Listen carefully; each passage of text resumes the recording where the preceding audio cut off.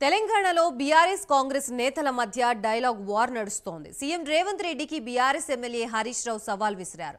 August 15 లోపు 39,000 కోట్ల రూపాయల రుణమాఫీ చేయకపోతే సీఎం పదవికి రాజీనామా చేస్తావా అని రేవంత్ రెడ్డికి హరీష్ రావు సవాల్ విసిరారు. హరీష్ రావు సవాల్కి సీఎం రేవంత్ రెడ్డి ప్రతి సవాల్ చేశారు. ఆగస్టు 15 లోగా రుణమాఫీ చేస్తామని స్పష్టం చేశారు.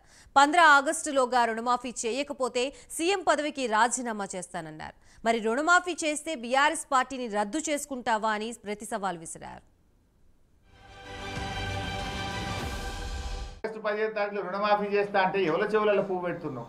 నేను అడుగుతా ఉన్నా, ఏకకాలములో ఆగస్టు 15వ తేదీ నాడు ఈ 39,000 కోట్ల రుణమాఫీ నువ్వు చెయ్యకపోతే నీ పదవికి రాజీనామా చేయడానికి నువ్వు సిద్ధంగా ఉన్నావా అని నేను అడుగుతా ఉన్నా. ఇక్కడి సూర్యుడు ఇక్కడ మనిషిన జోగులాంబ సాక్షిగా మాట ఇస్తున్నా, జోగులాంబ సాక్షిగా మాట ఇస్తున్నా, 15 ఆగస్టు లోపల 2 లక్షల రూపాయల రుణమాఫీ చేసి తీరుతా.